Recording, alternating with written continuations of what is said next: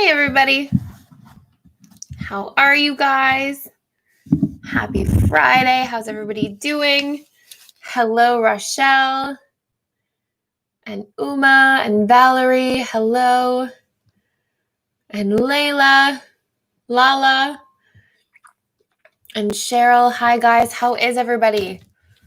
I hope everybody's having a wonderful start to their Friday. Okay, so today we're going to do a deep dive into how to rebuild trust. And we're going to talk about first learning to isolate like really where trust can be broken or where things might have gone wrong from a trust perspective. And then we're going to dive into how to actually transform trust, because there's a lot that I've seen in terms of rebuilding trust that really goes halfway. So I've seen a lot of people, get over things by repressing them, by not talking about them fully, by just deciding to turn a blind eye or choosing blind trust in somebody else, which I think is admirable that people can be courageous enough to do so. But I often find what happens is a lot of things can be left unsaid or untouched. And what is absolutely required in order to rebuild trust is that we really dig into the depths of where trust was broken and we really address the root causes. So we don't choose blind trust without actually resolving the root issue that caused trust to be broken in the first place. And so this webinar today is going to go through a little bit of bonus content around that specifically. And then we're going to sort of dive further into some steps you can take to really repair trust over time, some requirements that you need to have, and sometimes what broken trust is telling us. Like oftentimes trust being broken, at least the patterns I've recognized over the years, is people tend to be betrayed who are betraying themselves the most first. And that's not to say that like trust being broken is that person's fault by any means. The person who breaks trust is fully accountable for their actions and fully responsible. But I find that there's an interesting pattern where sometimes the message somebody who gets betrayed puts out is one of self-betrayal, one where maybe they're not speaking up for their own boundaries. They're not stating consequences ahead of time for what would take place if trust was broken. And they're not showing up to communicate and show themselves and get seen and heard and understood. And if we show up with walls up in our interpersonal relationships, and if we don't communicate what's important to us and what our boundaries are, then people sometimes are going to think that the breaking of trust in whatever form that is, if it's lying, if it's cheating, if it's, saying something negative, like whatever it is, if we don't know how that's going to impact somebody and we haven't had a conversation ahead of time for somebody to state the consequences of those things in that interpersonal relationship, then sometimes it's sort of, people don't take it that seriously because they don't know any better. Now, it's still like the person who does the breaking of trust, they have to show up and like be accountable in a relationship. But I just want to highlight the importance of like being in a relationship and communicating as well. So I'm going to start and I will go through some open questions here. I'm just going to start and go through some open questions here, and then I will dive into some of the content. And I would love if everybody can get like their pen and paper ready, because we're going to talk about some bonus stuff here today, and it'll be wonderful to be super prepared. So let's start with Rochelle. So Rochelle says, I had a bad experience with a friend of mine who was initially nice to me, but later on changed, did something bad with me during the time I was dealing with a mental illness. And after around 2 years since that incident, whenever I see a person having somewhat similar personality traits, not the bad personality traits, the good ones, or same physical appearance as her, I start to experience mild post-traumatic symptoms like becoming hypervigilant, anxious, or uncomfortable with them, even though this new person has done nothing wrong with me. How can I avoid this and trust this new person? Good question. Also, when the bad experience happened, I had repressed my negative reactions to it. Is it possible that it came up to the surface later? Yes, definitely possible.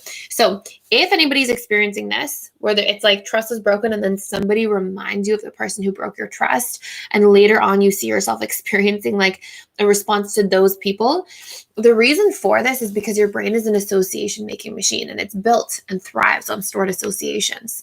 So your brain couldn't process the experience at the time, so it stored the experience with the associations of that person, and then those triggered associations come alive, and what does that remind you of? Oh, the incident with that person.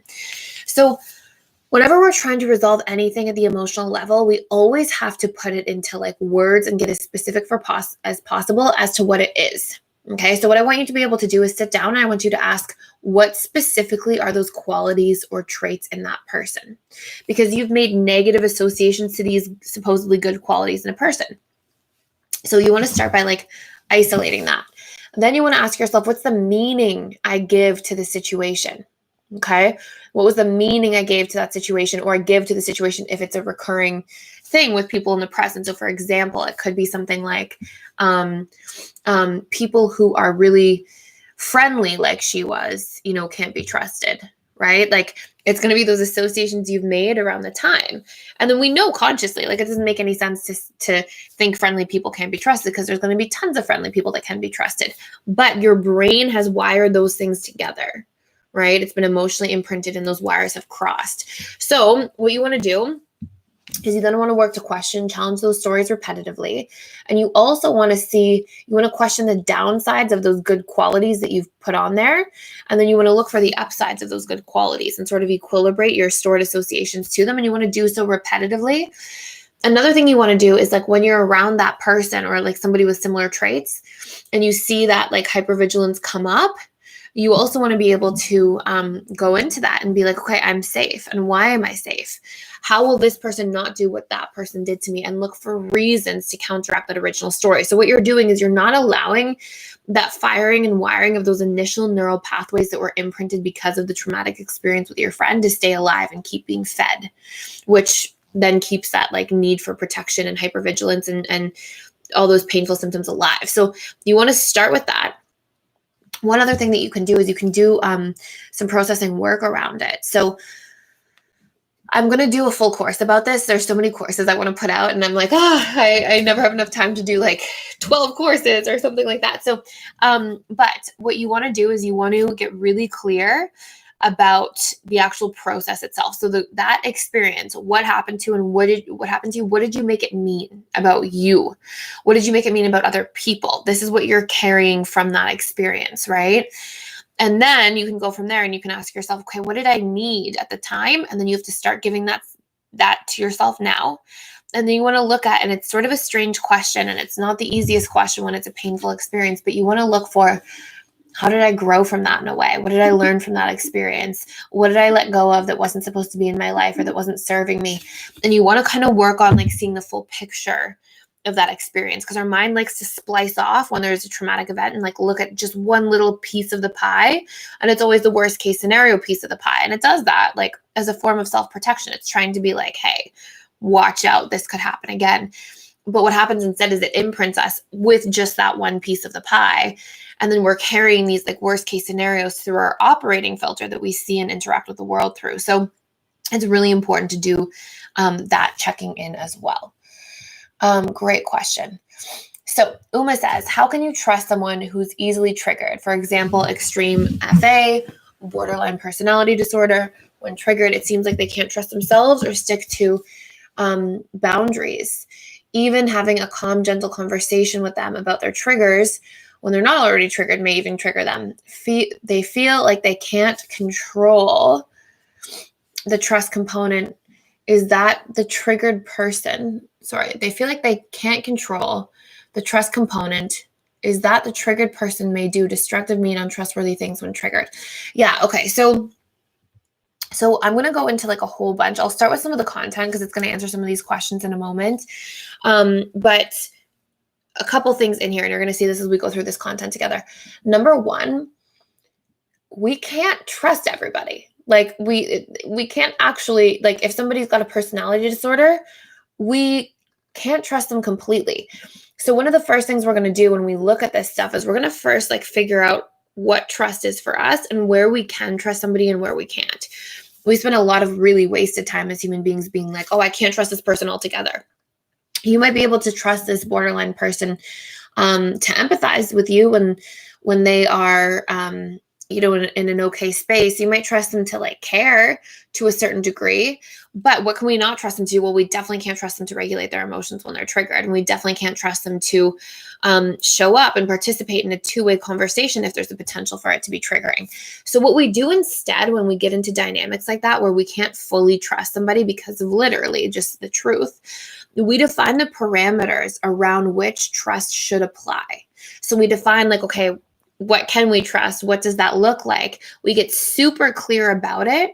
And then we take that information and we work to trust ourselves at operating within those parameters and showing up for our boundaries. And that keeps us feeling safe. So the goal here is not to like repair trust in the sense of we just learn to trust everybody at all costs and in all situations and all extremes. The point here is to like really build a healthy relationship to trust by recognizing, hey, what can we trust and what can't we trust? Questioning our stories first around what we can't trust. Like, am I assuming, for example, that I can't trust somebody who reminds me of, because this is common, right? Like Rochelle was mentioning, who reminds me of somebody from a past experience that didn't go well for me. Like, where am I not trusting, and is that real and valid? So we have to question our stories first. And then if it is valid, like, no, I can't trust this person with borderline personality disorder to have a healthy conversation all the time about their triggers. Is it true?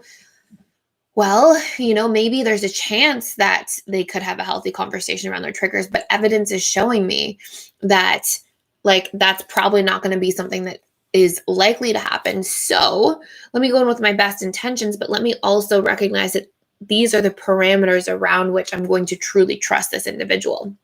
I might be hopeful, but not expectant, right? I might be hopeful that a conversation goes smoothly, but I won't expect, and I'll have a preparation plan for otherwise. And then we really get into taking ourselves into consideration, which is part of building self-trust. So I'm going to dive into like some of these key components here, okay? So the first place we go wrong, okay, well, let's start with what trust is first, okay? So trust, and you might have heard me say this before, but trust is based on two things. Number one, congruency. Okay, so what somebody says and what they do line up. So if somebody tells you, I'm going to go back to school, I'm going to go back to school, I'm going to go back to school, and then they never go back to school, you might trust them to take care of your kids. They might be like a babysitter or a cousin or whatever. But maybe you don't trust them to go back to school. And it doesn't mean they're an untrustworthy person. It just means you don't trust them in that specific area because what they say and what they're doing do not line up. And it can even be what they say and what they say do not line up. It can be, they say, my hair is brown one day, and then they say my hair is blonde another day, and it's changing all the time. You know what I mean? Like, it can just be that their words don't match up, or their words and actions don't match up, or their actions and actions don't match up, okay? They act towards you one day with respectfulness and kindness, and then the next day it's like a switch is flipped and they don't act that way. So you can't trust them to act that way through actions. So basically, number one is congruency. And the other counterpart of trust is the belief that somebody's going to actually look out for you when they're making decisions. The belief that they're going to take you into consideration the way that we're supposed to be taking ourselves into consideration. Okay. So this is trust in the totality of a dynamic. Now, what people do all the time is they look at a person, and it's traumatizing for the person doing this. They look at a person, trust is broken once, and most people are going to break our trust at some point in life. Like, there's going to be something that goes wrong, especially in our long-term relationships, in our family relationships, in our marriages with our children. There's going to be points where trust is just broken, right? And that's the nature of relationships. So we need tools to properly deal with this and to properly heal through this instead of just repressing and resenting, right? So the next thing we want to do is we want to define specifically what we do and do not trust, because there's a lot of people who, maybe they have a son or a daughter, and the son or daughter breaks curfew and comes home late. And then the parent goes, oh, I can no longer trust them with anything. And that's not true. That's a damaging statement. That's something that took a problem this big and made it this big. And I mean, it could be true. It could be that they're doing all these things and lying all the time. But if it was just breaking curfew once, that wasn't lying every day and being violent and being verbally abusive and all these different things where trust can really, really be fragmented. So we have to get really clear around what we don't trust. And again, the more we want to solve a problem, the more we have to isolate exactly what that problem is. And that helps us to be like, okay, this is the issue we're working with. And then we can strategize on behalf of it. Okay.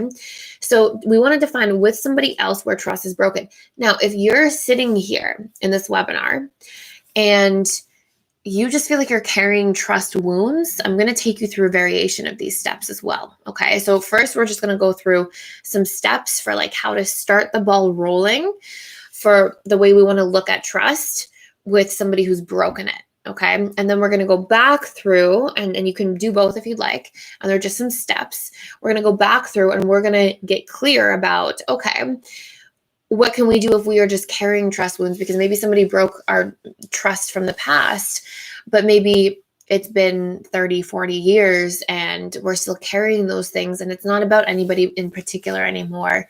It's just something we're seeing, that's the lens we're operating through in our lives. Okay. So first set of steps, define trust, isolate specifically like what trust has been broken in which areas and with what, and where I can trust this person specifically. Okay. I've used the example before of somebody who her husband would abuse alcohol, and he would only abuse alcohol like Friday and Saturday, but she would see this like sober person who was very trustworthy Monday to Friday. And then Friday, Saturday, he would like drink alone in secret and, pass out. And he wasn't like going outside of the home and like cheating or like doing anything like that. But he was she couldn't trust him not to drink that way. She couldn't trust him around alcohol, but she could trust him to be a good parent and caregiver and show up and go to work and be respectful and not hurt anybody when he drank. And he had this sort of ongoing like 3-year stint, and he wasn't like verbally abusive or mean. He just would drink and then be really sloppy, and it was sort of a funny thing. So we have to get really, really clear about, okay, this is the trust issue. Okay. The next step, and this is really important if you're trying to resolve trust. Okay. And this is the ball rolling. I'm going to take you guys through some intensive steps in a little bit. The next step is to try to find the meaning you're giving to the situation. Okay. Because this is where we kind of break trust with ourselves, right? We hurt ourselves more by making it mean something about us. If we don't make it mean anything about us, then we're in good shape for this step. We might just make it mean something about them, like, oh, they're being disrespectful, or oh, they're being, whatever it might be. People can't be we might give meaning to something else, but we might make it mean for us that we're not good enough, we're unloved, or they wouldn't have done that. We are not cared about. And we want to really work on that meaning, because we take something and we make it into something much more big and traumatic and painful. And then we store that subconsciously. So we want to be able to surface that stuff and get that out of the way before we really do a deep dive into repairing trust with that person. Okay. So we want to question that meaning and like work to equilibrate that story. And then another little important step here, and for those of you who haven't done the shadow work course yet, I would say upon entering into the school, I know most people are here to like work on their attachment style. I would say for life and to equip you with any problem or challenge, the 3 courses you want to take non-negotiably are the emotional mastery course, the needs course, and the shadow work course. And this is going to give you like a really deep insight into you and your interactions with people. And what I would do here is I would really look at the shadow component. So okay, if somebody is betraying me and I don't trust them, where am I betraying myself in any way? And you just want to like take inventory. Just look to see if it's a boundary you're not expressing, if it's a consequence that would be had for somebody breaking trust that you haven't communicated. If it's somewhere in your life where you're in a job you really don't like and you want something more, but you keep for years just repressing that desire and that yearning, where are you betraying yourself? And take inventory. Like, is there in my career, in my finances, am I giving away money that I don't have? In my mental, emotional space, am I letting other people's opinions override my own? And accepting their opinions is more valuable than my own. Emotionally, am I not speaking up for when I feel a certain way? Am I not doing emotional work on myself and showing up when I'm experiencing pain? Am I repressing my feelings to keep the peace, right? Like look in these different areas. Where is there a self-betrayal? And just use that as sort of a shadow work piece. So career, financial, mental, emotional, physical, where do I betray myself? Am I putting down my body? Am I putting down the way I look? Am I saying I want to do something and eat a certain way and be healthy, and then I'm not showing up to take care of myself physically. Or I say I'm going to exercise and then I never bother. Like, where is there some form of betrayal of me in any area of my life? Okay. And then we're going to, so before we dive into any of that or any of the actual steps to then go repair trust with that person, this is the individual work to do first. And then if I find that I have a shadow piece in any of the 7 areas of my life, career, financial, mental, emotional, physical, spiritual, and then of course in relationships, where do I not set boundaries, speak up, those sorts of things. If I'm betraying myself in any of those areas, what's my strategy to change that? What's my solution to put an end to that? And what you'll notice is it lightens the load of the experience of feeling like trust is broken, and it makes it easier to go navigate a potentially painful or challenging experience with somebody else when you've done this work in advance. Okay, so this is the first set of steps. These are like the prerequisite steps if you're having trust issues with somebody else. And I'm just going to repeat them like high level, and then we're going to go into a different variation of prerequisite steps for how to navigate if you're just carrying trust issues in and of themselves. Okay. So define what trust is for you, isolate where you struggle with trust, like specifically where the trust is being broken and specifically where it's not being broken. Okay. So you can see from a full picture perspective, find the meaning you give to the situation, work to equilibrate that meaning, and then look very carefully for where there's any issue of self-betrayal in any of the 7 areas of your life, and then write a strategy to change that, and then show up and commit to that and check in with that. Okay. So this is going to prepare you to feel like, okay, now I've done that internal work and now I have more space, and it's going to be less triggering to go do the actual in the relationship work. Okay. Now, the other side of this is if you find yourself in a space where you're just carrying trust issues as a whole, maybe because somebody broke your trust 40 years ago, maybe that person's not alive anymore, maybe that you don't even know that person anymore, maybe like who knows, but trust has been fragmented or broken. The first thing that you want to do, okay, is get really clear about what those trust issues for yourself are made up of, because we have a lot of people walking around the globe saying, I have trust issues. And that's not necessarily the entire truth. Sometimes people can, I'll give some examples. Somebody will name John. John was cheated on when he was in his first relationship, second relationship, and third relationship. And there was a little bout of time where John had his mom sort of like be cheating on the father, on his dad. And John, outside of that, was like one of the most trusting people I knew, but he would always walk around being like, oh, I have trust issues. And it's like, well, yeah, you have trust issues when it comes to fidelity, but you don't have trust issues when it comes to lending money to people, to opening up as a friend, to taking risks in your life, to go in the direction of your dreams. Like, he didn't have trust issues in all these other areas, but he had trust issues specifically in this one area. And if we just say, I have trust issues, we make the problem so obscure and so intangible that it's like very hard to solve wishy-washy problems when we can't like ground them and just get really clear on exactly what the problem really is and what it's made up of. Okay. So if you find yourself carrying trust wounds, why? Do you trust people not to operate from a place of fidelity in relationships? Or do you not trust people not to lie? You assume everybody's lying. You're suspicious all the time. Do you not trust people to show up and be consistent? Do you not trust people to stick around? And it might be multiple of these things, and that's completely okay. Still solvable problems. But we have to first define exactly, very clearly what that problem is or what those problems are. So that's first, okay? Second, it's sort of the same set of steps, but just pulled out in a different way.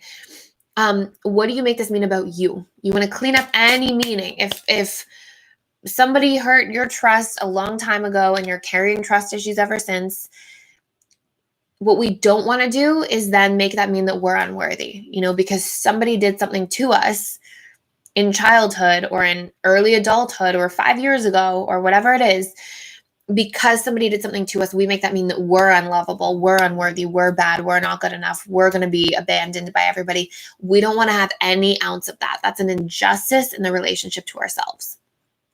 Okay, so that's the next piece. Like, find any meaning you give to that and then work to equilibrate that, like work on the core wound behind that.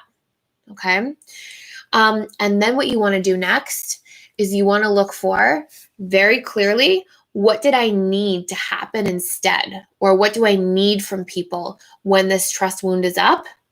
And then you want to start making sure you're giving that very clearly and directly to yourself.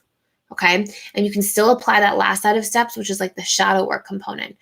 Where do I have some kind of self-betrayal wound that mirrors what is very painful to me outside of me? And you can take inventory in all the different forms across all 7 areas of life.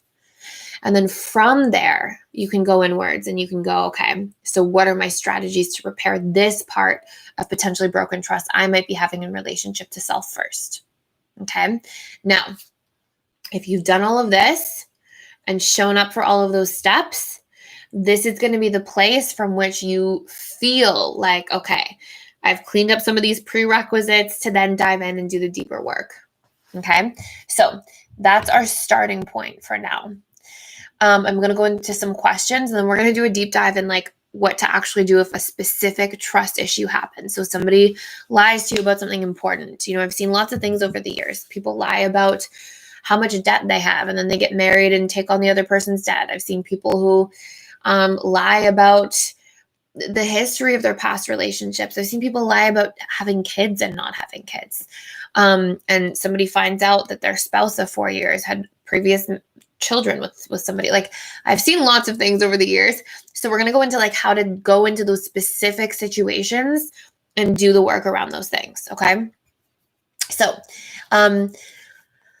Valerie's question. Hi, Valerie. Hi, Thais. FA here. How do I build trust and vulnerability in my relationship while my partner is working on his short fuse? He has become aggressive and verbally hurtful when he is stressed to the point where he gets angry at little things. Okay. As well as when he defends himself. This caused me to lose trust that he can remain calm. Good. I like how you already defined this. Remain calm in situations that trigger him. And with that, I have withdrawn emotionally and physically. He has agreed to watch the emotional mastery course. I hope he does the work and does not just watch the videos. So I will support him and give reminders. How can I work on myself in the meantime so I can be there for him in times where he wants to resort to old behaviors without feeling hurt emotionally? Okay, beautiful question. Okay, this is fantastic. So I'm actually going to take you guys through the next set of steps, plugging this in here, okay? So number 1, if trust is broken with somebody else, these are some things we're going to go through at a high level, okay? And then I'm going to use this to answer your question, Valerie, and then I'm going to go through some other examples of this, okay? So, and I'll go through some more questions and come back and dig into this a little more deeply. Okay, so first and foremost, if somebody breaks trust to you in a relationship, define what it is. Valerie's done it. Perfect job. You trust him. You don't trust him to not be rude and offensive when he has a short fuse and be angry and verbally attacking. So the first thing that you want to do is you want to get really clear for a deadline of this. Okay. You are going to have to, and I want to be like really clear about this. Like, verbal abuse is not okay, not appropriate, not acceptable.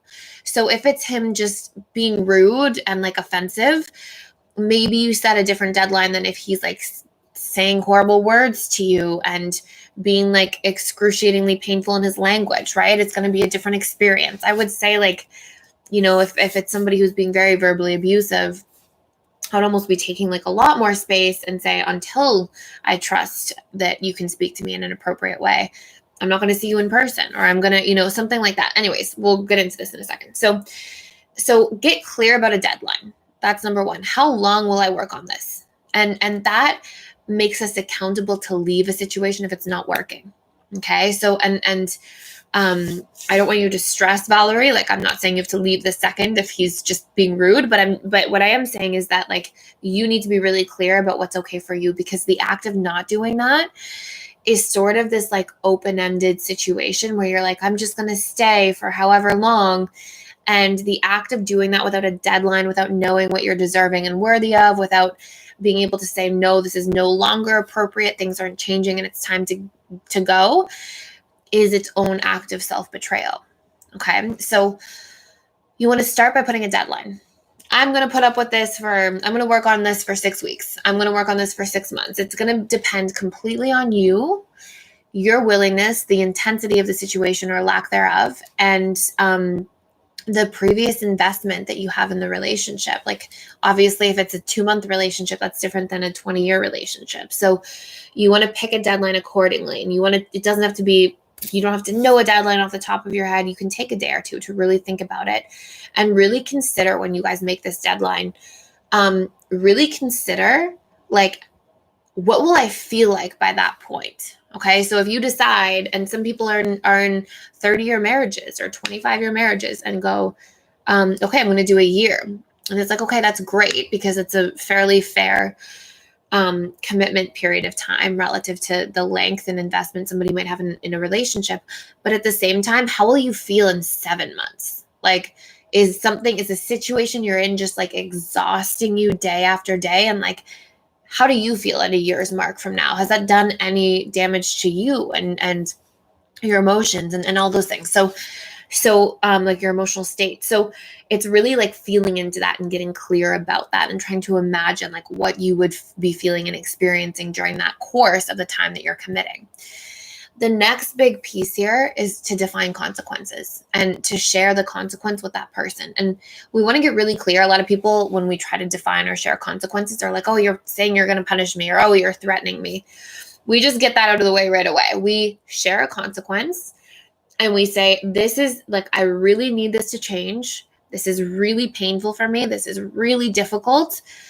I want to be transparent with you that if this doesn't change by X amount of time, then I'm probably going to have to leave the relationship, or I'm probably going to have to take a lot of physical space because I don't want to communicate in person until this is resolved, or I'm going to have to pull back, or I don't feel safe being emotionally or physically available. And so I'm just going to withdraw into myself until I see change and until I feel like I can come out of my shell. And I am not saying this as a threat.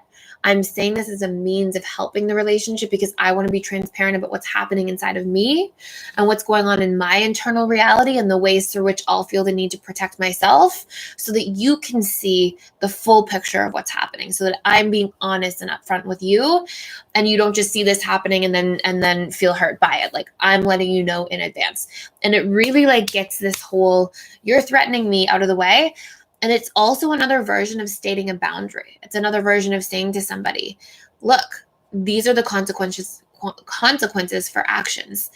And it's interesting because when we look at like classical conditioning, the system of punishment and reward, and then we look at like the upgraded systems that are taking place and popping up around conscious conditioning and conscious parenting, a lot of this, the conscious stuff, is about showing consequences, like letting people know there are consequences for things, because that's the nature of life. That's what happens.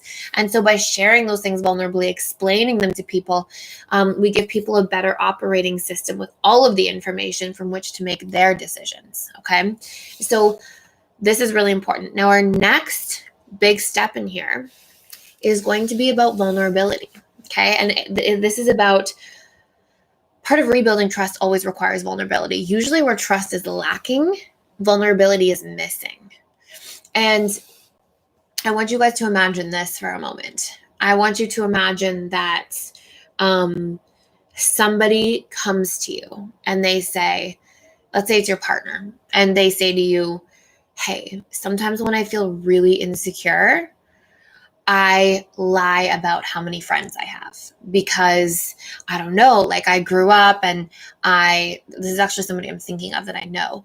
It was like in a client basis, and And this person would lie about how many friends. They grew up bullied. They grew up feeling like not cool, not important, devalued. And they met a woman, and when he would date women, he would try to say like, oh, my social, and it was just like this big wound for him.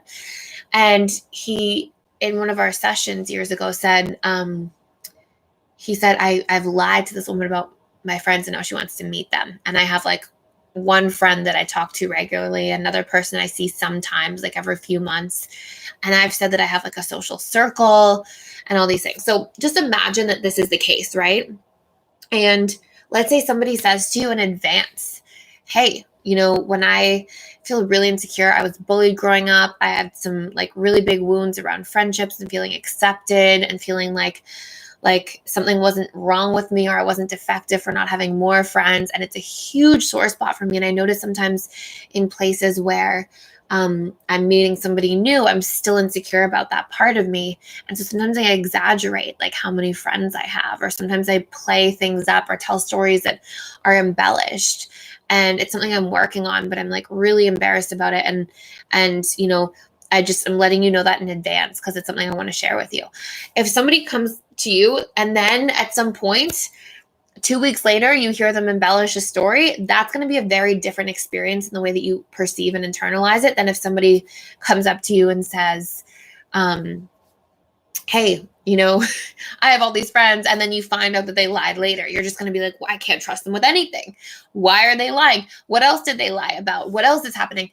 And so vulnerability gives somebody a look into the root reasons of why we do or did what we did or do. And that helps somebody to have context, and it also helps somebody else to be able to isolate and define that problem. So when it comes to, like, for example, Valerie in this situation, there's two pieces of vulnerability that need to be addressed after you've sort of defined a deadline for yourself internally, and after you've defined like specifically where the problem is causing you pain. And this is, you need to express to him your experience, and you can do that sort of merged in there with the consequences. And you need him to express vulnerably to himself and to you why he does that, where that comes from. I've spoken with many people over the years, and when they get really verbally big and loud, often it's rooted in having moments or experiences of feeling defenselessness, powerlessness, helplessness in childhood. And they learn to get big and loud and scary and cut sharp with their words as mechanisms to try to adapt to those experiences. So they tried to be able to go like, I'm going to push back so hard, I'm going to become so mean and ruthless that I protect myself from ever feeling helplessness again. Now, if he shares that with you versus, you just hear him saying mean things, it's a different experience again, right? Now we have context. Now we know what's happening when it's happening. The words he's saying aren't him being a jerk to you. It's him trying to protect himself because he's reprojecting old core experiences onto the present moment. Again, doesn't make the behavior appropriate by any means, but it gives context for it, and it gives something tangible to work with and from. Okay. So here are some conversational steps that can be followed. And I'm going to pause for a second. I'm just going to go through this from here, but then I'm going to take you guys through some like actual steps when it comes to rebuilding trust and like some things to dive into.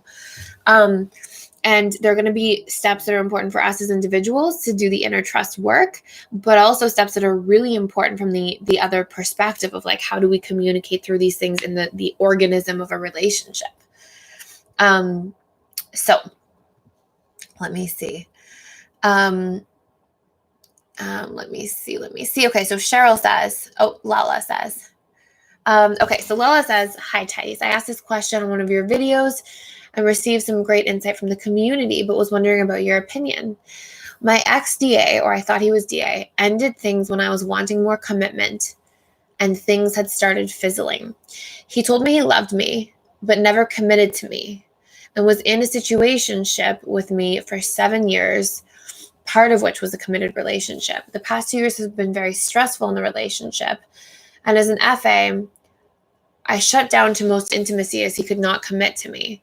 But he told me he loved me and wanted to be with me repeatedly. Our relationship was emotionally intimate for the past few years, but not physical. Within a couple weeks of us ending, he moved on to a relationship with a younger girl who was looking for less commitment and has a lot of similar interests to him. They had apparently met through a friend a while ago, but he had never mentioned her. He said she helped him through the end of us, as I did no contact.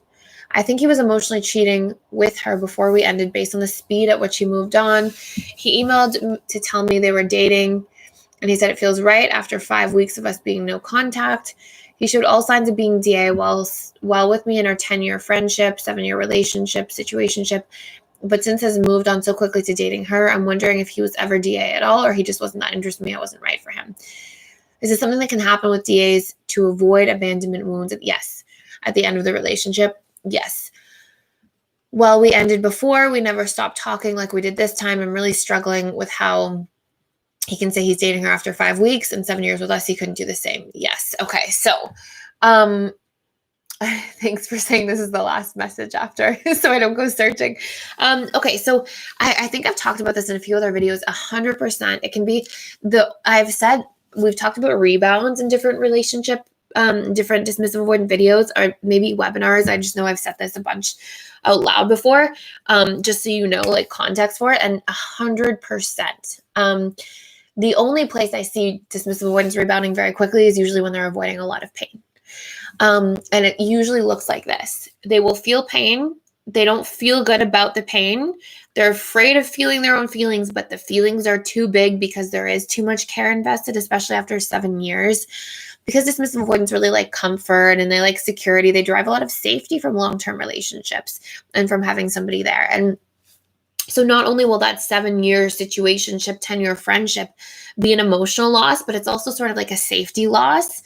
And it's usually only when dismissive avoidance are, at least it's the strongest emerging pattern, when dismissive avoidance are leaving a relationship that's like a long-term relationship that they were really invested in, did really care for, that's usually when they're trying to find safety in something else, and they'll be more open to something else like that. And it's kind of like a bittersweet thing. It's obviously more bitter than sweet, but it's like part of it is probably because there was a lot of care and a lot of time invested, and he didn't know how else to repress his feelings because he was losing the battle because the feelings were strong enough.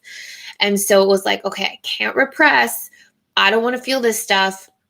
And so it becomes, okay, let's dive in to a relationship dynamic and distract ourselves from the feelings as a form of self-repression or of emotional repression. And so that is probably what you're looking at in the situation or dynamic. Now, does it mean that it's going to work long-term or last? I see all kinds of different experiences that come out of that. But usually there's a couple things that are happening. Number one, the person actually learned how much they cared about relationships and didn't like the feeling of being alone as they went through that sort of traumatic event or breakup.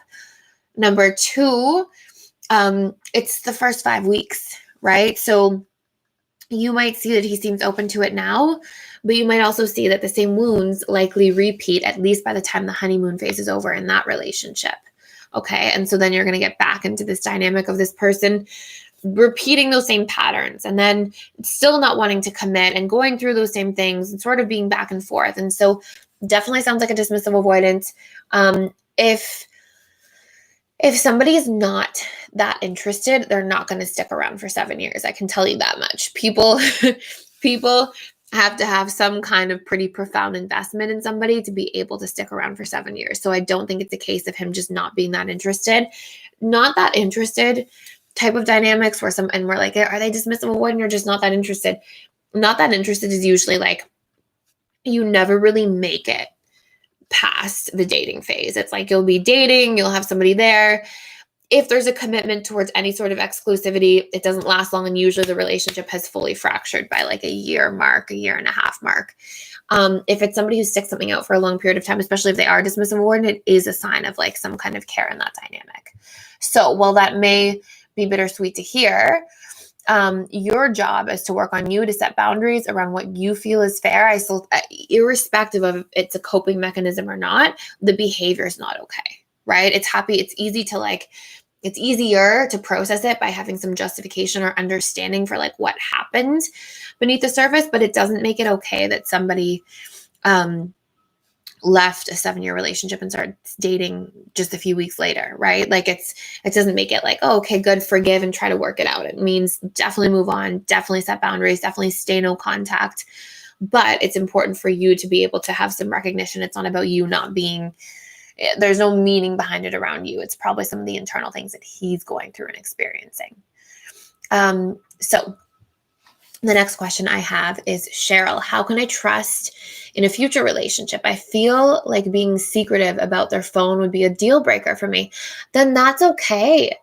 Like, you're allowed to say, hey, I want, I've seen so many people have conversations over the years, and I've guided people through this in couple sessions where it's just, hey, I'm never going to ask to look at your phone. I'm not going to say like, let me go through your phone or go through your messages, but I am going to ask that you always have no password on your phone, or that you don't end up being secretive about your phone, because that right there is going to raise red flags for me. And that's not something I want to feel in a relationship dynamic. And that's perfectly fine. People are going to have different asks that they bring into relationship dynamics. And as long as you are not being secretive back by, like looking through their phone or violating boundaries in that way, I've had people as well who have been in past like cheating relationships and come in as when they're engaged and are like trying to iron out the last kinks before they get married, which is a really responsible thing to do. And say things like, hey, like I saw this person be secretive with their phone the other day, and I gave them an option. I said, this is a really big thing for me. It's really painful. It's been really difficult to see stuff like this in the past. I don't want to look through your phone. So I'm going to ask that you volunteer that information so that I don't violate your boundary. And you're allowed to say no, but I'm going to let you know, hey, the way you were acting with your phone a few minutes ago made me feel uncomfortable. I'm going to carry that with me if I don't voice it honestly first. And so I want to know, like, can you show me, or can you at least tell me what was just going on that caused that secretiveness? And if you don't get the answer you're looking for, and if it makes you feel worse, like, oh my gosh, the person had some weird story and they were all stuttery and all over the place, then you can say, you know what? I'm having some red flags come up, and like, I would like you to share with me what happened on your phone. And like, I know these are sometimes more intensive measures, but if there's somebody who's carrying those trust wounds, sometimes the only way of like really breaking through them and really working through them is to have that degree of vulnerability and commitment and communication in a relationship dynamic, so that both parties feel like, okay, everything's on the table. And I see most really secure relationships have both people who, like, nobody has passwords on their phone. People grab each other's phones without thinking. Like, it's just a norm to say, oh, what time is it? And pick up the person's phone and look at the time. And it's not something that is strange or weird or a violation of boundary. Now, that happens over time. That's not like on your first date. But that happens as a result of building that trust, having that transparency, communicating your standards around what's important to you, trust-wise and secretiveness-wise.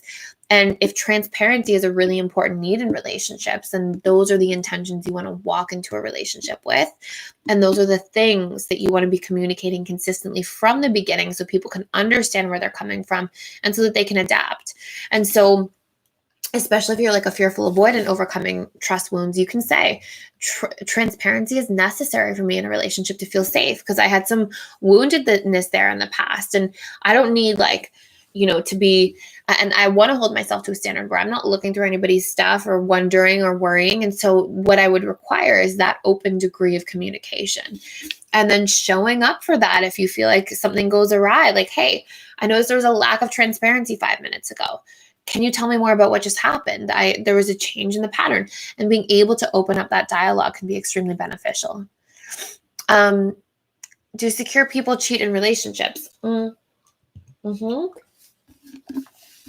If yes, for what reasons? Yes, secure people cheat in relationships, less so than insecurely attached individuals, in my opinion, from the patterns I've seen by a lot. And they cheat for the same reasons that other people cheat. It's a long string of unmet needs, or a long-standing one or two unmet needs that are really important, and people come in and they offer them, and somebody offers that need outside of the relationship, whatever that need might be, and it can be intentionally or not intentionally at all from the other person, and there's a justification that gets built up in that story, like, oh, I've seen lots of things over the years, like men or women with kids being like, oh, I can't leave the relationship, but I'm so unhappy because this need's not met. I'm not going to leave the relationship until my kids leave for school or leave the home.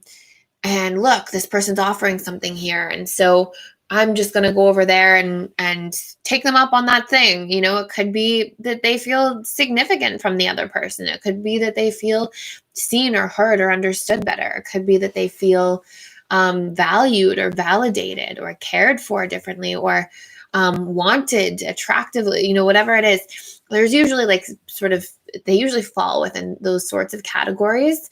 But either way, and now, is that two secure people? Less so, like the least so for sure. But sometimes one secure person with maybe a dismissive avoidant who's not giving emotional availability for years, or like whatever it could be. But what the common threads contain, like in terms of messaging of what's important, is vulnerable communication of needs and being able to show up and communicate those needs, and for somebody else to be on board with like trying to show up in return and meet those needs that the person is expressing, and vice versa. And it's when that first thing is not working out that we're creating the breeding grounds for infidelity to happen in relationships. So great questions. Hi, Julia. Okay, so let me see here for a moment. My cursor jumped down. Hi, everybody. Okay, so Carrie. Hi, Carrie. Okay, so I'm going to go through Carrie's question, and then I'm going to go through two more questions, and then I'm going to take you guys through this set of steps that's like how to actually repair trust if it has been broken. Okay, so due to sexual abuse, mom married to a registered pedophile, extreme religious abuse, and addiction and denial about all of it. I had to step away from most members of my family. It is unsafe to trust them, and I am in grief and often lonely because of it, even though I've had dear friends in a community. How can I move toward better connections with this as a family background? I am FA and fear trust so much. When to just quit and when to keep trying. I tried for 25 plus years. Okay, so thank you for sharing that. I'm so sorry that you went through all of that. That's excruciating and very intense. But you never quit trying. There's not a quitting of trying. There's a pivoting of trying sometimes and trying different things. But here's exactly what I would recommend doing, okay? Start by writing every piece. I tell people all the time, and I've worked with a lot of people who grew up in foster care and there was lots of sexual abuse and like lots of just crazy, crazy things I've seen over the years. And this is what I tell every person with more extreme circumstances like yourself around trust here, which is if somebody says, for example, well, two things. First of all, there's already so much injustice in your story. There's already like nobody should be sexually abused. Nobody should be religiously abused. Addiction is absolutely tormenting. It's so challenging. And then the fact that your family doesn't show up and say anything is horrid. Like that's so, so, so tough. And I'm so sorry. Like my heart goes out to you. But those are not experiences you asked for. Like all the injustice is already there. And the last thing that you want as a human being is to let any little weeds that all of those situations and dynamics had planted in your subconscious mind be watered on autopilot.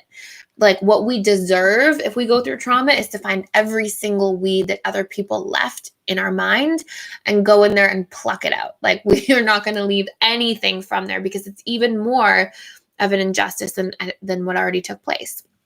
So it's beautiful that you're here. It's beautiful that you're doing your work. And now you're going to go find all of your weeds and pluck them all out.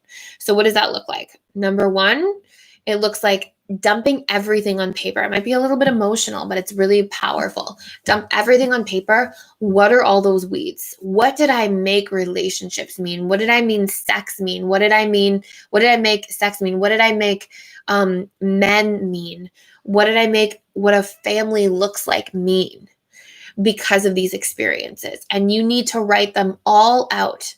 And then you need to start questioning these stories. Like, if I made it mean that family is unsafe, is that true, or am I carrying that?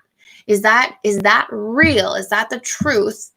Or is that a program I adopted because of my painful experiences? And if so, is that a program I want to keep living by? Or do I want something different for myself in my life? And if so, I'm going to have to change that story with my conscious mind repetitively enough and consistently enough so that my subconscious is left with a different imprint. And as a result of that, I've plucked the weed. And so I would do a deep dive into those main categories, and I would start changing the story. And I would look for tons of pieces of evidence for why men can be trusted, for why family can be something safe, for why love and connection and trust is possible. And I would be looking and looking and looking. And then I would follow this up by picking little tiny places I can start trusting. Like, it sounds like you said you have wonderful community members, like wonderful friends. And so I would work to start moving in the direction of trust, like opening up a little bit at a time, becoming a little bit more vulnerable over time, so that you can start building those connections and building that rapport with people and start connecting a little bit more in a way that's related to trust. And then I would share your trust wounds with other people and share your needs with people.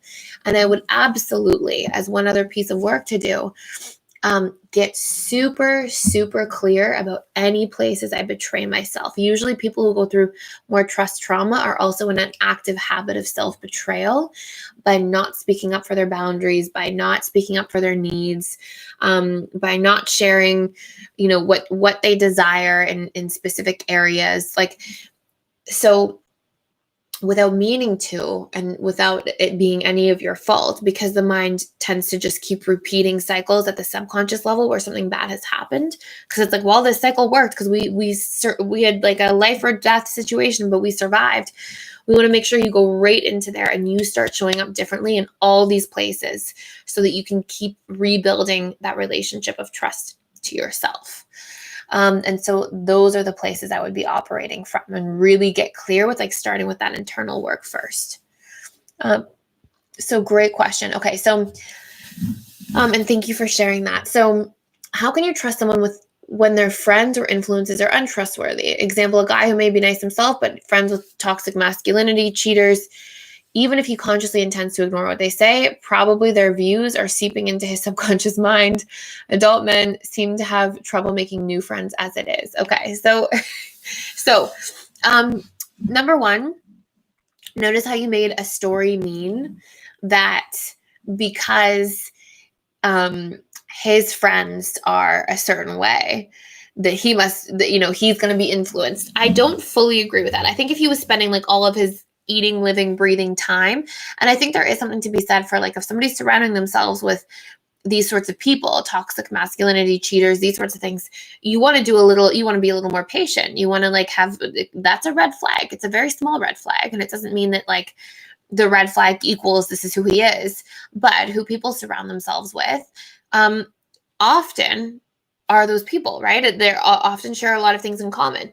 But that's also not always the case. And so what I would do is I would even express that, hey, this is a fear of mine, or this is a concern. Get really clear on what you need to feel like you can move through that effectively. Take your time to really assess the situation, know what your boundaries are in advance, and then make sure you show up for those boundaries and do the work over time to be a little more vulnerable consistently, and eventually make sure you have the conversations about transparency, about your concerns, about all these things. And eventually you'll be building this relationship of trust. And if you see that he is somebody who's, and you can start asking some of these questions, the dating phase of a relationship is the vetting phase. We're supposed to do the work in that area to really assess where somebody's at. So you might ask hey, have you ever cheated in past relationships? What are your beliefs about cheating? What do you feel about cheating?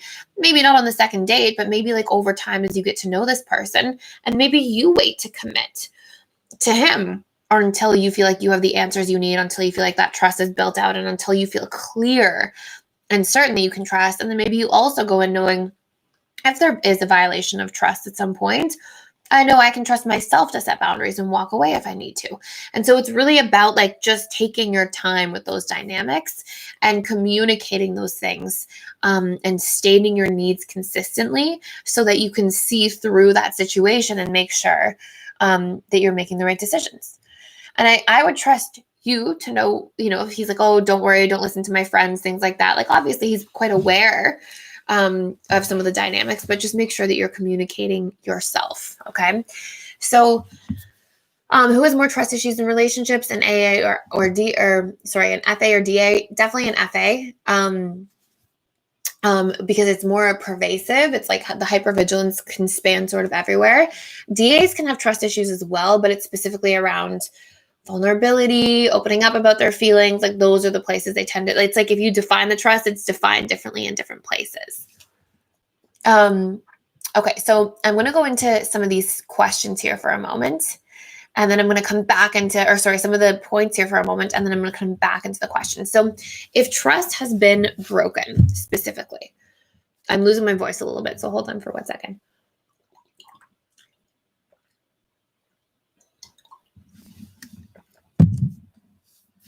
Okay.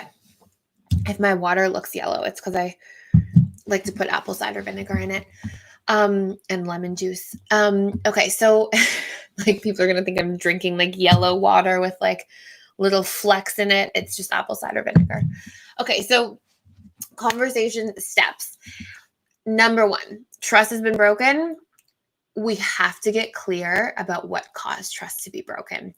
And this sometimes is not fun, because as the person whose trust was broken, that's why we need the deadline ahead of time, and we need the clarity to know that we want to work through it and for how long, because it's not easy. It's not for the faint of heart. It's about being able to show up and like really understand the root problems and causes that created the lack of trust from the other person's perspective. And here's why this matters. If you are the person, and I've seen this time and time again in relationships, and people come into my office and they've been like, oh, trust was broken 5 years ago and I thought I was over it, but 5 years later I realized I'm not. And it's because unless you dissolve the root problem, you get really clear about it, you're not going to actually repair it. You're going to be repressing it instead. So even as the person whose trust was violated, what you need in order to be able to set some of these things to rest and actually have like tangible strategies to get over it is you need to know exactly what led up to that tipping point where trust was broken. And I mean, I'm talking here about like major trust issues, like lying about something really intense, like where you were, maybe you said you lived in one place and you actually live somewhere else, or maybe you said you were going to stay at a friend's house for a week and you were on vacation, big things, or cheating, or big betrayals, or like these are the things we need to get to the nitty gritty roots of if we want to see transformation happen. Now, I will say as well, although this is some of the probably hardest work that people can do in a relationship, it's also some of the most rewarding work. And it's so beautiful and so empowering to see people be so open and have to dig into things and really feel and really be present and really open up. So people need to understand first, the person who got their trust broken, they need context. Like it's a need for certainty that people have. It's like, tell me why, tell me what led up to this.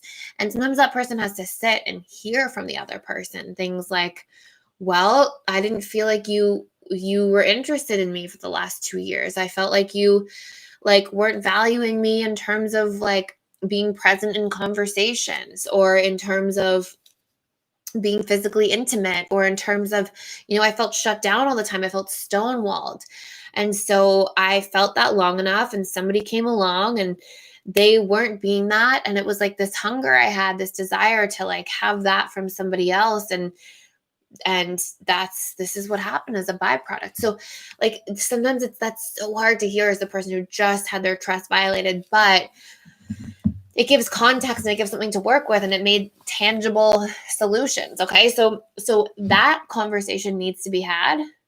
And then the other conversation needs to be had from the nitty gritty roots of, okay, when you cheated, or when you lied, or when you fill in the blanks, this is what happened inside of me.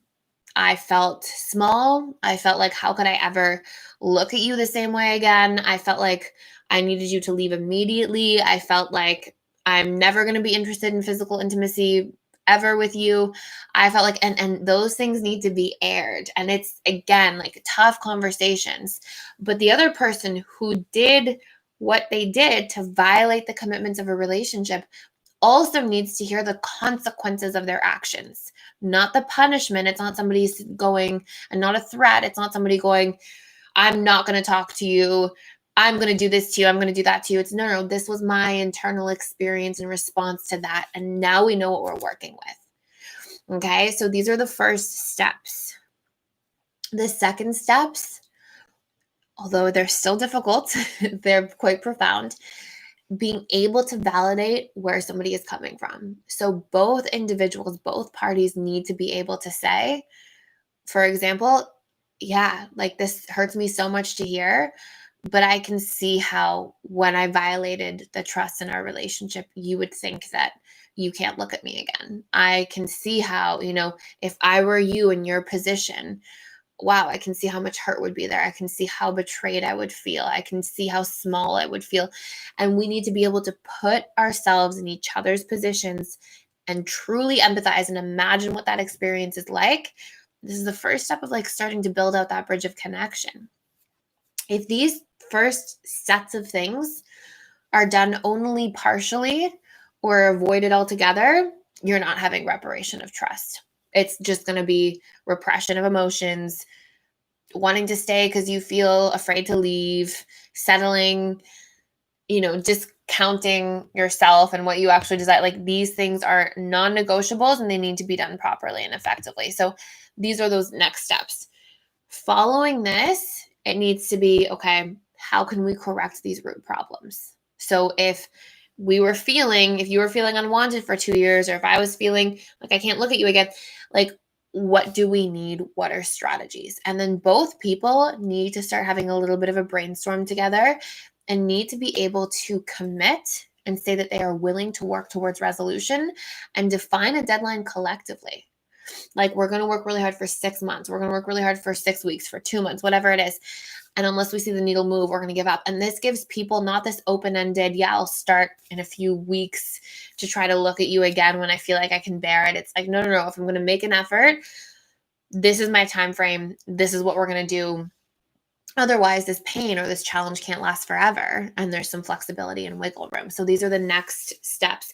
And then it actually has to be when people define and brainstorm, they need to communicate their needs into that. So if somebody says, okay, like, how can I make you feel wanted? Or like, I'm interested in you, or that and the person might say, you know what? I know you don't feel like you can come near me physically. It would help if you just made eye contact more in conversation to start. It would help if when I tell you something, you sit down and you look at me and you pay attention. Or when I make a bid, you turn towards me. And so it's brainstorming and like checking in with each other for what seems feasible. Because another thing that can happen is one person can communicate their needs. The person who cheated could communicate the needs, and the other person might turn around and go, yeah, like, okay, you're communicating a need, but I'm not available to do that. And unless there's an agreement between two people, then one person might say, yeah, I want more physical intimacy. And the other person internally might be like, are you kidding me? Like, I'm not doing that for a very long time after what you did to me. And so there needs to be like incremental steps that both parties agree upon. They check in with each other. Hey, can we try doing this? Can you try doing that? How does that feel? Is that possible for you? And it needs to be an open conversation. And everybody needs to put like all of their needs on the table. I need this in order to move through this. I need that in order to move through this. And that's the question you want to ask yourself specifically. I need what in order to move through this? I need closeness. I need time. I need this, and get really clear about what that looks like specifically. Okay. Paint the picture when you're expressing needs.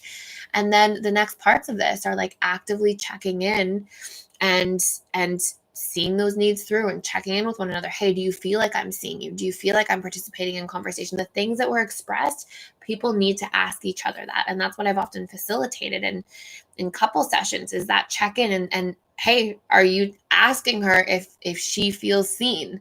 Are you asking him if he feels wanted or like he matters? And those conversations need to be had. And one really strong rule around all of the reparation of trust was something really big and impactful, is to not shame or blame each other. That breaks emotional safety more than anything else. And if there is some kind of shaming or blaming, it needs to be replaced with curiosity and inquiry. And that's the approach that needs to be taken. Okay. So I hope that makes sense so far. So now I'm going to dig into that a little bit more, but I'm going to go back through some questions here for a few moments.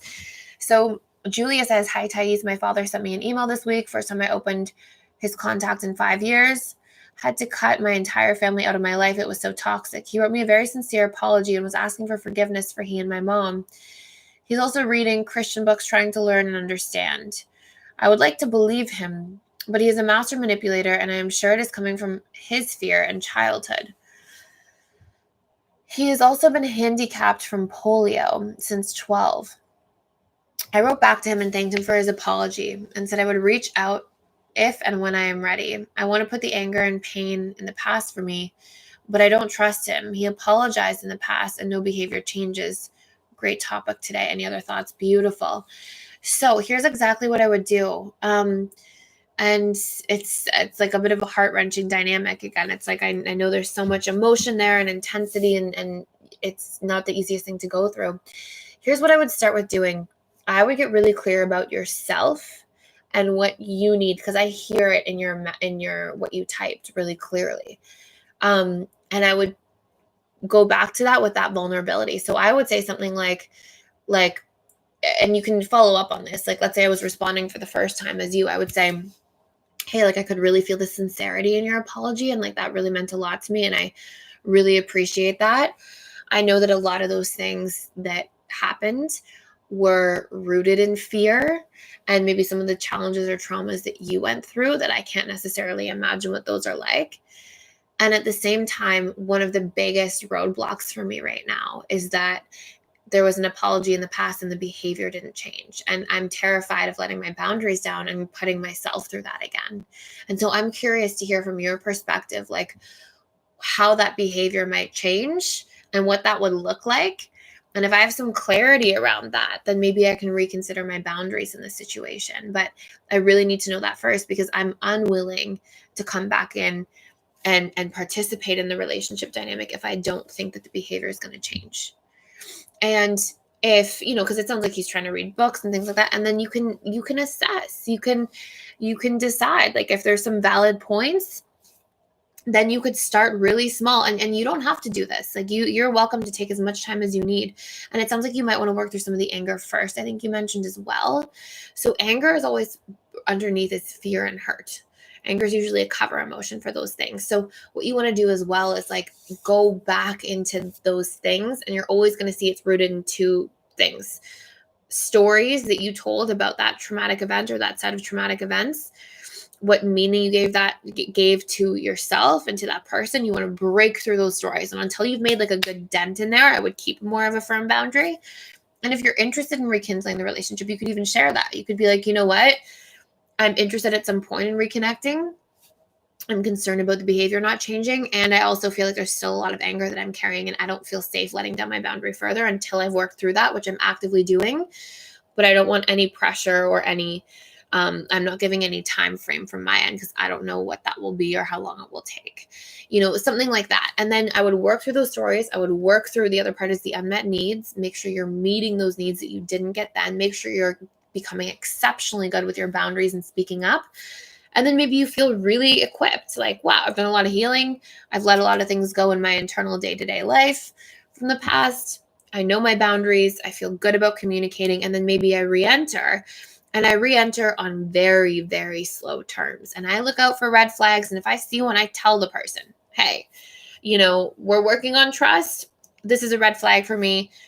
How can we address this? And I make sure I'm open and showing up for myself every step of the way. And if there's a boundary crossed, I retract. I go backwards.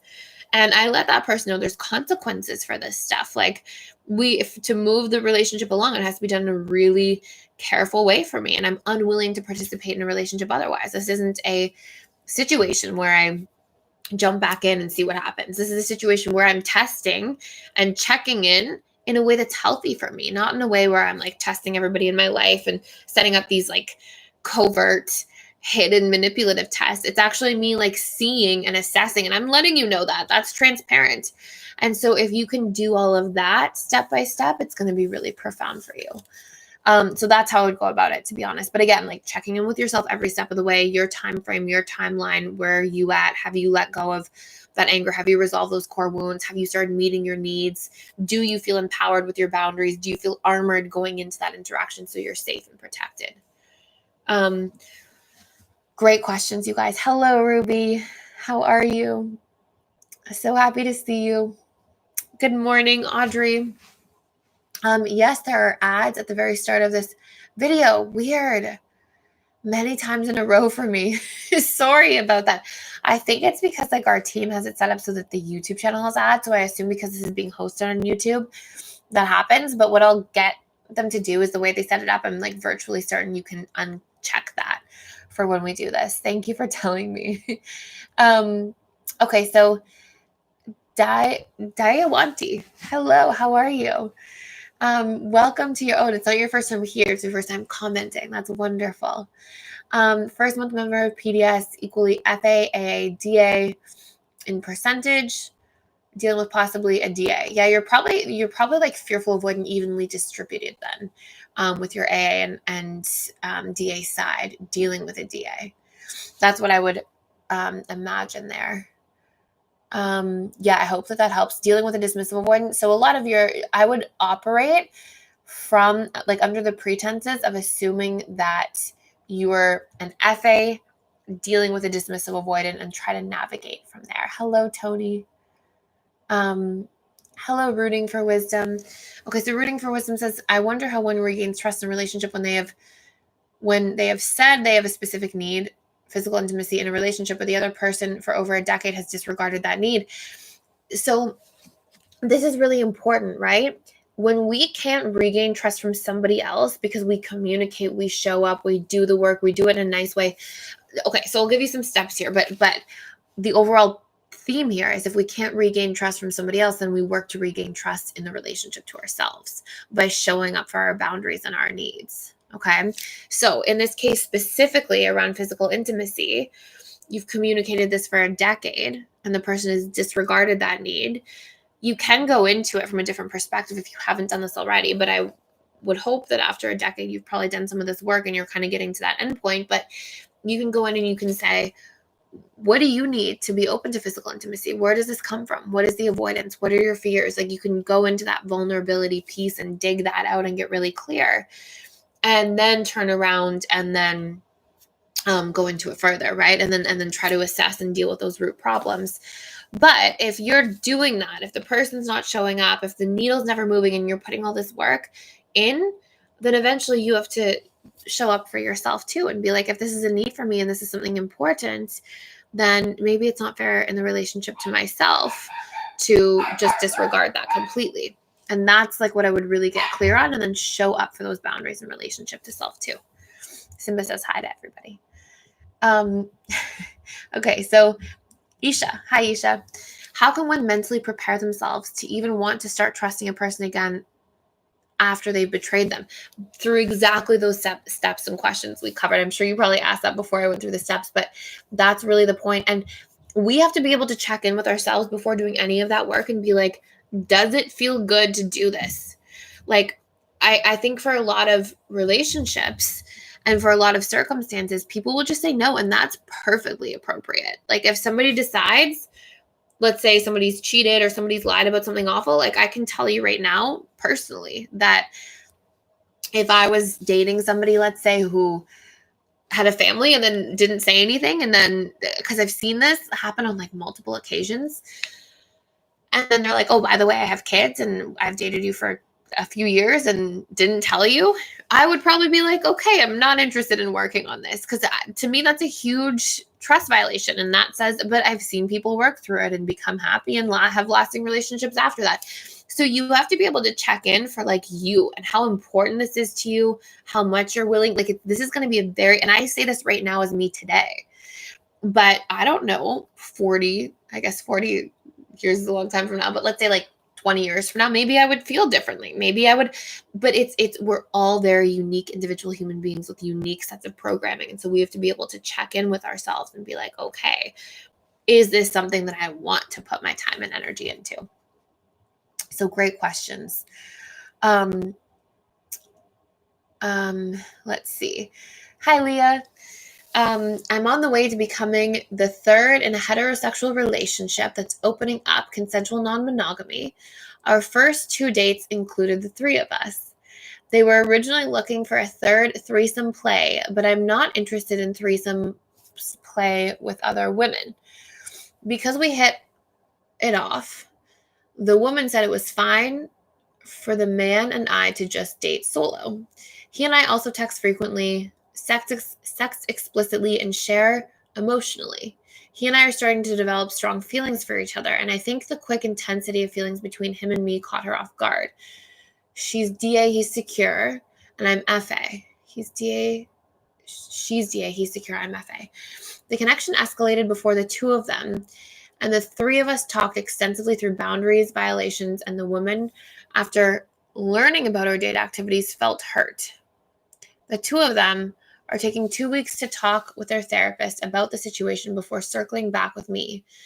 Given that she's DA and I'm FA, thoughts on how I can rebuild trust with her so that our one-on-one situation can equal 4 for everyone involved.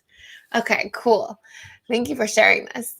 I have a lot of admiration for situations like this, honestly, because truly, like, a lot of these types of dynamics are extremely difficult, and they're going to push everybody's stuff up to the surface. Like, there's a lot of things that can show up in these types of dynamics, and it's really going to force people to look at themselves and their wounds and their feelings and trust and betrayal, and there's a lot of really vulnerable and open communication required in these types of dynamics. I've had a few clients go through these sorts of things over the years, and I honestly am not sure if there's anything more profound for personal growth as a human being in this area of relationships. So, because it really puts everything up to the surface, right? So here's what I would say. Number 1, I imagine because you're FA and he's secure and he's been in this relationship previously, one of the big dynamics I see with dismissive avoidance is usually there's always, like, if she's significantly dismissive avoidant, usually there's always some degree of emotional unavailability. So what can take place is if there's this emotional availability lacking, and then you come in and you're fearful avoidant and you really want to connect and you're really open and deep and all these things, you also probably exemplify something that he's been seeking at a subconscious level without knowing it, or maybe he did know it, but maybe not to the extent of it. If he wasn't having healthy habits, deeper conversations, and like strategies set up to have that in the dynamic with the DA, and I imagine he hasn't, because she would have become secure over time, depending on how long they were in a relationship for. So what I imagine is that there's a lot of like pull towards you, and it's going to probably create some insecurity in the relationship with her, because she's going to see that vast difference, and because so much of the transparency is on the table in these sorts of situations. So what I recommend doing if you're trying to rebuild trust with her is let her know your intentions, be transparent with her, be really clear with her about like what you want in a relationship dynamic with him, like if you like what you're thinking of long term. And I think, the underlying fear for her is going to be that you are going to take him away from her, and that it's going to be this like exclusive thing between the 2 of you, and she's going to be left out or left behind or abandoned. And also probably that you can offer something that she can't with that emotional availability, and she might be making it mean that she's defective. So to really reestablish that trust in the relationship with her, you're going to have those conversations that target those core wounds. Like, hey, these are my intentions. You're safe, right? And the reasons why. And there's not something wrong with you and the reasons why. And that can be through you pointing out kind things about her. That can be through pointing out what you appreciate about her. Those sorts of dynamics are completely appropriate. So, like encouraging her, like anything that's words of affirmation based, to sort of equilibrate that core wound there. So that's what I would do. And the more transparency, the more clarity, the more honesty you bring to the situation, what you intend long-term, where you're at, what your expectations are, the more you can bring that all to the table, the safer she's going to feel as a byproduct. And then the rest of outside of what I just said is really about things that he has to bring in the relationship to her. Only those parts are a place of like your responsibility or within your boundaries. So great question. And thank you for sharing that. So Avery says, how do I rebuild trust with my DAFA partner that I am not trying to enmesh with? I used to do this. Good job for recognizing.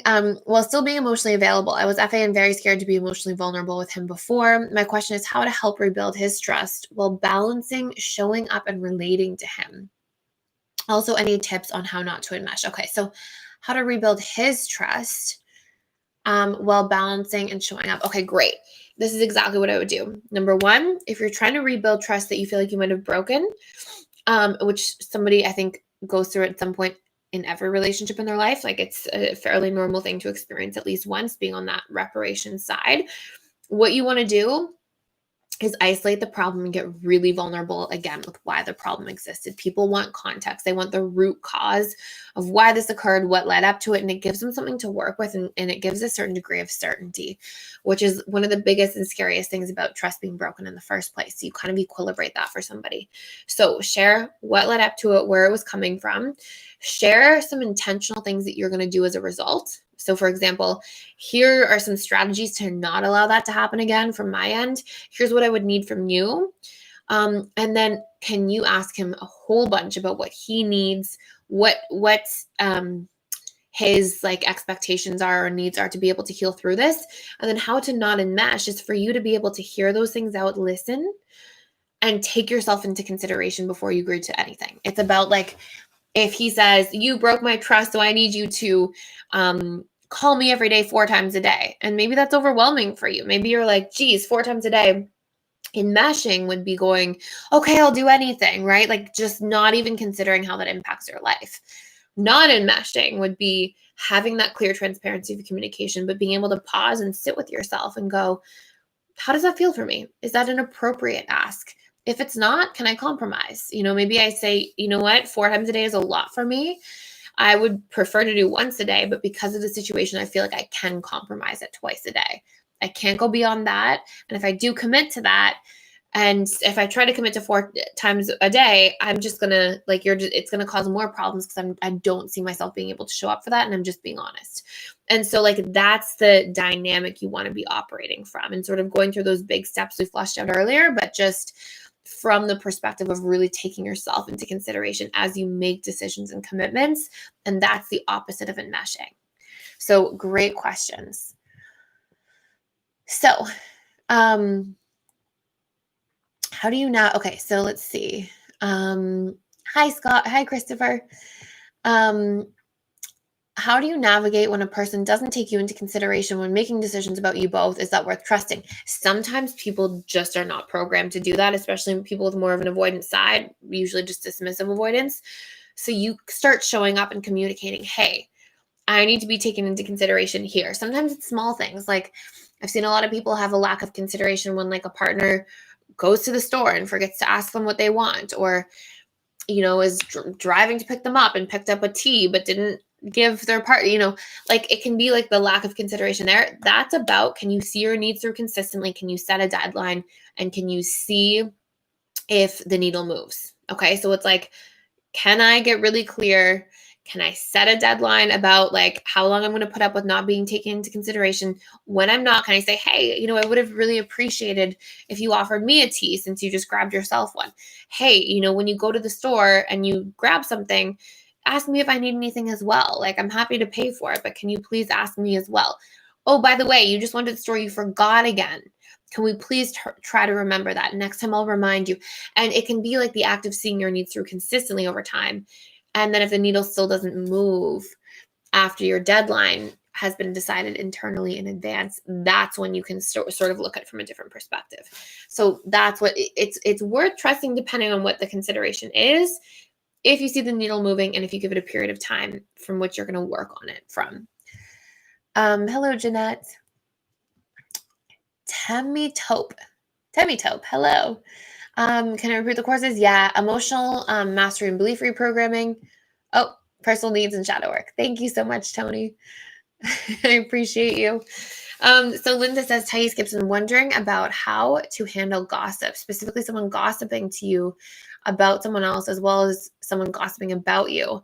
In some cases, you may know the person is gossiping about you, but in other cases, you may only suspect it is happening.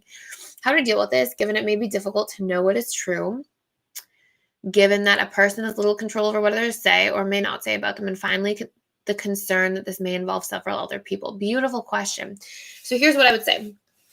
Number one, I would have an honest conversation with that person. So if it's somebody, let's say it's a friend and they're always gossiping about other people and you think they're gossiping about you, at least you suspect it. I would have a conversation with everybody and say, hey, I notice sometimes you gossip about others. And honestly, what shows up for me when that happens is I feel like a bit of distrust and I feel a fear of that you might be gossiping about me as well. And then I would state a consequence. Okay. So it's again, not a threat, not a punishment, just a consequence. So for me, as you, Linda, I might follow that up by saying, for me, I don't want to like jump to assumptions and assume that you're gossiping about me to other people. But I know if that happened, like that would be such a big violator in a friendship. And I know that would make me want to pull away. And it's a really sensitive point for me. So I'd love to, communicate with you about that and know if that's something that's happening, or I at least want you to know how important it is to me that you're mindful and respectful of that. Because if I hear otherwise, and I'm not saying this in a threatening way, I just know myself and know how I'll respond. If I hear otherwise, it's definitely going to make me want to pull away and just like not really maintain a strong friendship between us. And if you are gossiping, that's okay, as long as you can communicate with me about why and then make a commitment to put an end to that and be respectful of that boundary. So that's how I would approach it, because you're sharing yourself, you're being honest, you're letting the person know a consequence. People often gossip because they don't think of the consequence. They think like they're venting or it's not a big deal. But if somebody comes to you and says, that's a pain point for me, that would really hurt me, that could end the friendship for me, I need you to know that and be mindful of it, that person's going to think twice. And then if they're continuing to gossip, then it's your job, out of trust and relationship to self, to set a more absolute boundary and say, no, that's not okay. So that's my stance on the situation. Hello, Kelly. So let's see. How can I go about trust issues around vulnerability, lying consistently and sticking around? Work through all the stories, all the meaning you give to them, work through one story at a time, communicate your needs around those things that would make you feel safe. And then make sure that you have a hard boundary around people that are doing that. And you communicate consistently if you see those things happening, so that if the person continues to, let's say, lie, not be vulnerable, not be consistent, okay, if this is like a set of character traits of how this person operates in relationships, then at some point you're going to be able to go, okay, nope, not okay with me. But in the meantime, you did the internal work, you communicated your needs, and the only thing that happened that was, it's sort of still like a win-win. Like, even if the person doesn't show up, at least you did all the work in the meantime, and you got to start working through those trust wounds and still show up for yourself. One of the biggest reasons people still have trust wounds is because they don't trust themselves to leave. They don't trust themselves to look at the red flags and see them seriously. And so a lot of people will say to me, like, how do you decide between what's a red flag and when to leave and when not to? And we're not going to know, because we're not going to be mind readers. But what we are going to be able to do is pause, take ourselves into consideration, ask ourselves, okay, if I see this red flag, and if it could mean X, it could mean that the person's a cheater, it could mean that the person always lies, how long will I give myself to see? Like, what's fair for me? Maybe I'll, give a couple weeks. Maybe I'll give a couple months. Maybe if I hear somebody do something once, that's it. How long will I, what do I do with those red flags? And then if I can define that, take myself into consideration clearly, and then stick to it, a relationship that breaks my trust can't hurt me that much, right? Because I left at the right time. I didn't do anything where I betrayed myself. I was clear about how I was going to see that experience through and look into it, and what benefit of the doubt meant for me. And by putting those things all out there and making them conscious ahead of time, if somebody breaks my trust, I end up walking away going, well, I tried. I did the right thing by trying.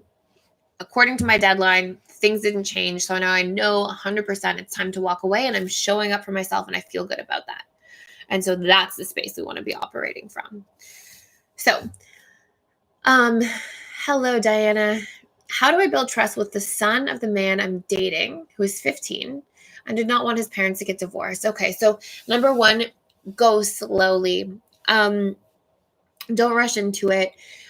Be consistent. Really building rapport with somebody in that position is about like tuning into their feelings. And I think one of the things that I've seen, because I've worked with kids in family systems a few times, one of the things like in divorces and stuff, one of the things I've seen is sometimes a child or a young adult can feel like they're unseen by the new partner of one of their parents if the partner's coming on too strong. So if it's like, oh, we're going to do this together, we're going to do this, and if they don't feel ready, it feels forced and they don't like it.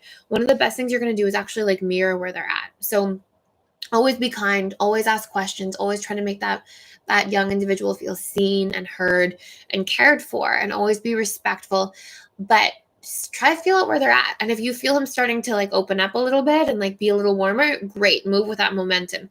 But if he's cold and distant, just, keep things surface and light and kind and respectful, and respect those boundaries, like respect that person's autonomy, because it's so important, especially from like a behavioral development perspective. Around the age of 15, this person's like really trying to set out their self-identity.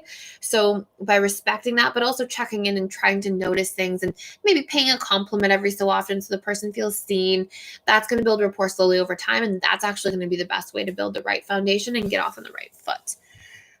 So great question.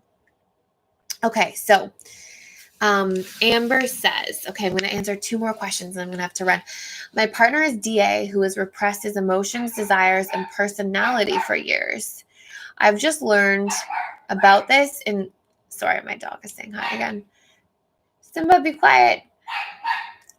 My partner is DA, who has repressed his emotions, desires, and personality needs. I think somebody might be at my door. If my dog keeps barking, I'm just going to go check my door in a moment. Okay, 1 second. Sorry. I'll be right back.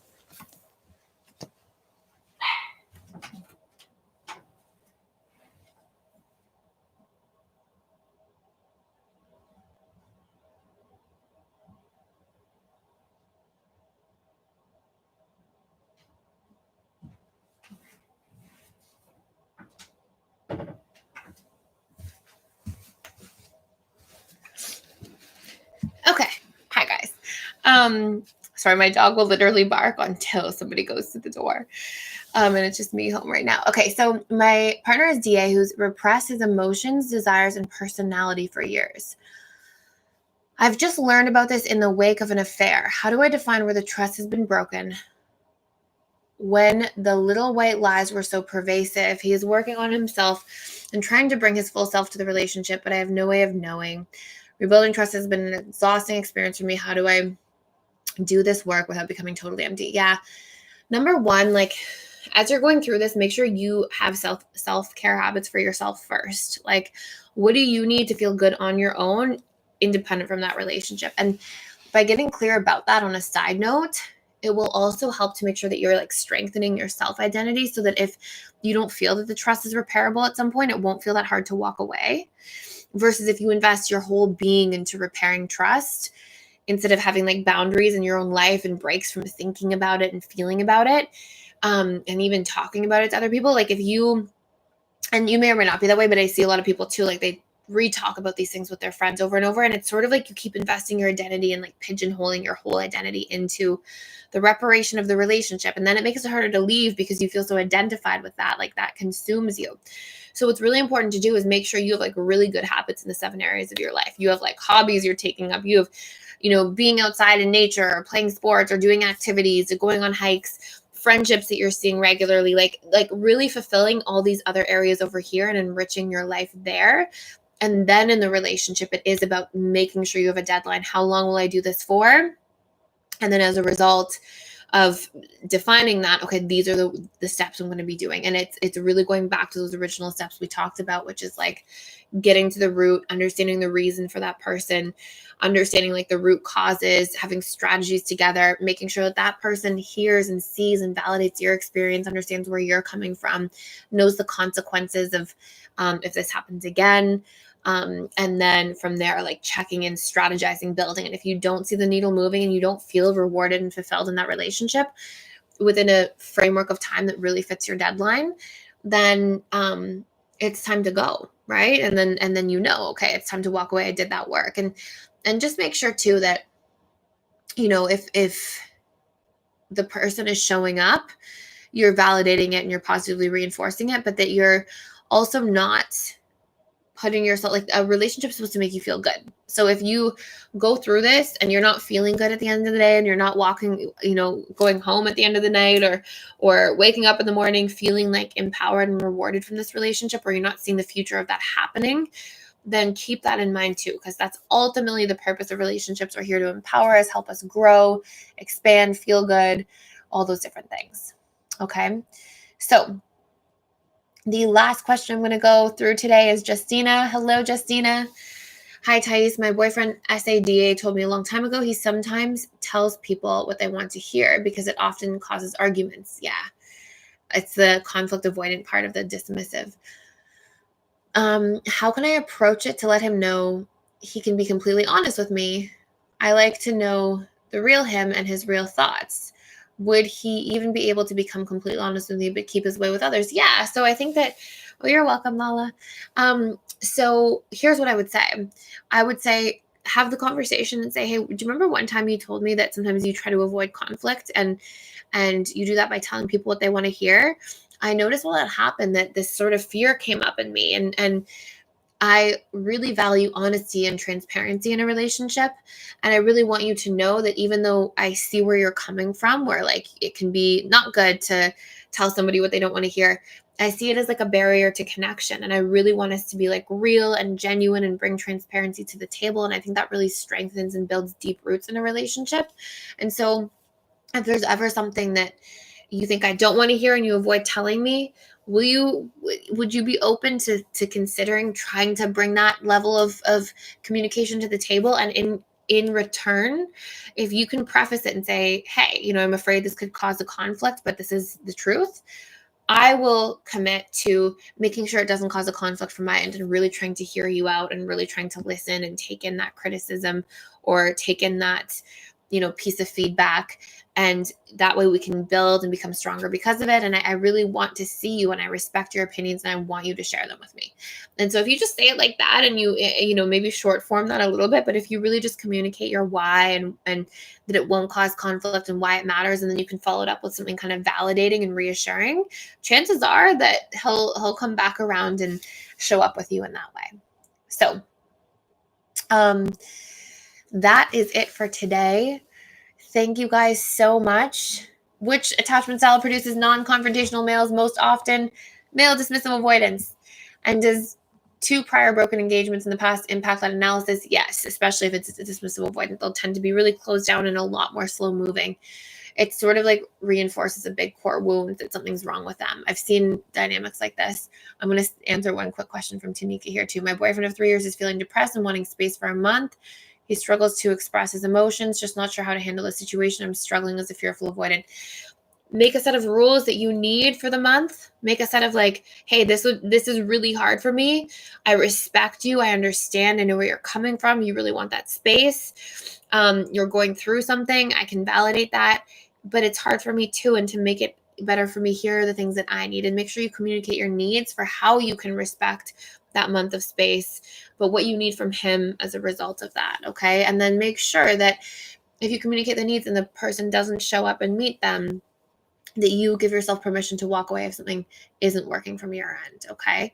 And do the healing work in the meantime so that you feel like you have a strong self-identity outside of the relationship. I would start with emotional mastery and belief reprogramming.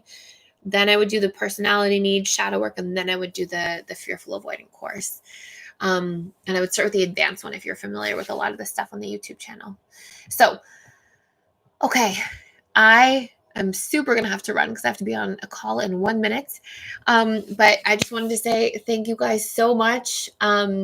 I really, really love doing these, and I love, thank you guys for the thank yous and the kindness, and thank you all for being such wonderful community members and supporting each other and all these different things.